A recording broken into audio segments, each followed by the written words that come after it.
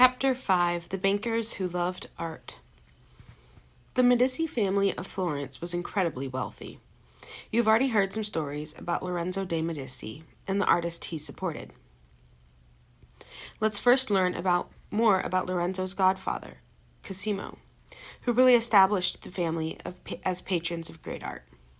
By the mid-1400s, Cosimo de' Medici had built a thriving international banking business, taking advantage of the success of Italian merchants trading goods with other countries. Bankers would charge fees to exchange foreign money for local money and to provide loans to customers. He and his family made the city of Florence the banking center of Europe. Like his ancestors, Cosimo was a shrewd businessman. However, something else captured his interest. Cosimo had grown up surrounded by the ruins of the Roman Empire. As a child, he had looked at the crumbling buildings and wondered, who were these Romans? What can I learn from them? As an adult, Cosimo collected rare books and manuscripts. He hired scribes to copy and translate them. He made sure his own children read great works by the Roman poet Virgil and the Greek philosopher Plato. He built libraries. The picture on page 43 is the gallery of the Palazzo Medici. Who's really in charge? Cosimo de' Medici was a great patron of the arts. The Medici family home became a gathering place for thinkers and artists from around the world. Many artists lived with Cosimo as they worked on their statues and paintings. One idea from the ancient Greeks really appealed to Cosimo de' Medici. This was the idea of democracy, rule by the people. Cosimo liked the idea of creating a new society in Florence modeled on Greek ideas. But for Cosimo, democracy was only an idea. In reality, the city of Florence was not run in a democratic way because Cosimo controlled Florence. Here is the way democracy was supposed to work in Florence. The craftsmen and merchants of Florence joined together in special groups called guilds, such as the Wool Merchants Guild, the Silk Weavers Guild, and the Doctors and Pharmacists Guild. The guild members elected councilmen. These councilmen were supposed to govern the city. That was a step towards democracy. But it was Cosimo who told guild members which councilmen to elect. These men were friends of his who followed his suggestions closely. By this method, Cosimo de' Medici indirectly ruled Florence for 30 years. The picture at the bottom of that page is Florence during the Renaissance. Next page. The citizens of Florence liked Cosimo well enough that they did not protest his way of ruling the city. After all, Cosimo successfully protected the city from its enemies. He made generous gifts to charities. Business in Florence was booming. When Cosimo de' Medici died at the age of 76, the grateful people of Florence gave him the title of Father of Our Country. Like father, not like son. After Cosimo's death, his son Piero took charge of Florence. Piero suffered from gout, a painful disease of the joints, and had to be carried from place to place on a stretcher. Piero did not inherit his father's leadership or banking skills, but he did love art. Frail Piero ruled only a few years before he died. Piero's son, Lorenzo, became ruler of Florence when he was only 20 years old. Lively, dashing, and popular, Lorenzo was the opposite of his sickly father. He played sports, wrote songs, and loved to discuss poetry and philosophy. Lorenzo enjoyed the good life so much that when his father died, he hesitated to take charge of Florence. He soon realized, however, that in Florence, if you weren't in charge, you wouldn't stay wealthy. His peacemaking skills won the hearts of the countrymen and the respects of other leaders in Europe. People began calling him Lorenzo the Magnificent. Patron and poet. Like his father and grandfather, Lorenzo loved classical literature and art. He wrote poetry. The Platonic Academy, a group of learned scholars, continued to meet at his house. He carried on the family tradition of supporting many painters and sculptors and filling his home with beautiful works of art. Lorenzo started the School of Sculpture, where the great Michelangelo trained as a young boy. And as you have discovered, Lorenzo was a patron of and a friend of Michelangelo. He also supported such great Renaissance artists as Botticelli and Verrocchio, the master from Leonardo's days as an apprentice. Severe Savonarola.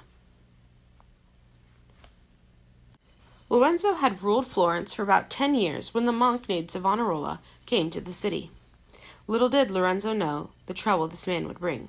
You've already heard about how Savonarola's harsh sermons prompted Botticelli to change his style of painting. As soon as Savonarola arrived in town, he began preaching against the Medici family. He said they ate too much, drank too much, dressed immodestly, and cared too much about the fancy belongings. He made the same charges against the people of Florence. Lorenzo tried to make peace with Savonarola by giving a donation to the monastery where the monk lived. Savonarola returned the money with an insult. He said a good monk is like a good watchdog. When a thief comes along and throws him a bone, he puts it on one side and goes on barking. The end of the Medici family. In 1492 CE, Lorenzo died at the age of 43, leaving his 21-year-old son Piero in charge. This Piero was known as Piero the Unfortunate because of his poor judgment and complete lack of political knowledge. 2 years later, the French invaded Florence, and Piero was forced to leave the city. Angry mobs broke into the Medici family home and tore it to pieces, destroying and selling off many valuable items. After Piero's departure, Savonarola took charge of the city for a while. He had a great plan to turn Florence into a model city of Christian virtue. But his expectations were too high, and his rules were too strict. For example, he sent out bands of men who patrolled the streets and carried sticks to beat anyone whose clothing they thought was too fancy. Although Savonarola's message was harsh, many people listened to him. Once he urged his followers to build a huge bonfire in the town square. He told the people of Florence to throw in their vanities, the things he considered fancy and unnecessary. Men and women tossed jewelry and expensive clothing, even paintings and books into the roaring blaze, which is remembered as the bonfire of the vanities. Although Savonarola was a monk, he openly insulted the powerful leader of the church, the Pope. He said that Pope Alexander VI was corrupt. At first, the Pope ordered Savonarola to stop giving sermons. This didn't quite quiet the angry monk. Later, the Pope excommunicated Savonarola, which means he took away his membership of the church. Then Savonarola was accused of the crime of heresy, of holding beliefs that disagreed with the church. Back then, the church was very powerful and demanded that people follow its rules. It is a serious crime to be a heretic. Eventually, Savonarola angered the church so much that he was arrested, convicted, and executed. From Florence to Rome. The main activity of the Renaissance now moved from Florence to Rome. Rome was the headquarters of the church and home to the Pope. From about 1450 CE on, one pope after another took on the role of patron of the arts. Like the wealthy businessmen of Florence, the popes in Rome supported the arts and the works. Why? Pope Nicholas V said that when people saw the spectacular works of art created with the church's support, they would better appreciate the magnificence and power of the church. The popes called many artists to Rome and set them to work on some of the most beautiful paintings, sculptures, and buildings of all time. Rome replaced Florence as the cultural center of the Renaissance. That is a picture of Piazza del Campidoglio, designed by Michelangelo for Pope Paul III. The Vatican and St. Peter's today. The Pope lives in the Vatican, a short name used for the Palace of the Vatican. This huge building contains the official home of the Pope, as well as many museums, chapels, church offices, and a library. It is located now in what is now called Vatican City. Vatican City used to be part of Rome, but it is now a separate country. That's right, Vatican City is a country. In fact, it is the smallest independent country in the world. One of the most important buildings in Vatican City is St. Peter's Basilica, which was designed and built mostly during the Renaissance. Venice, the floating city. The Republic of Venice, a great trading center of the Renaissance, was a city-state north of Florence and Rome. Venice is perched on the Adriatic Sea, between Europe and Asia. In the Middle Ages, the merchants of Venice were trading in Constantinople and as far away as China. The Venetians loaded their ships with silver, wine, and woolen cloth from Europe, as well as fine glassware produced in Venice, to trade with merchants to the east. They returned with silk and porcelain from China, or spices from the East Indies. By the 1400s, Venice was known for more than just trading. It had built a fleet of ships and won battles to take over neighboring city-states. Venice became very wealthy and powerful. During the Renaissance, wealthy Venetians not only supported many artists, but also built a city that is a work of art. Venice is a city on the water, not just near, but on the water. The city rests on more than 100 small islands.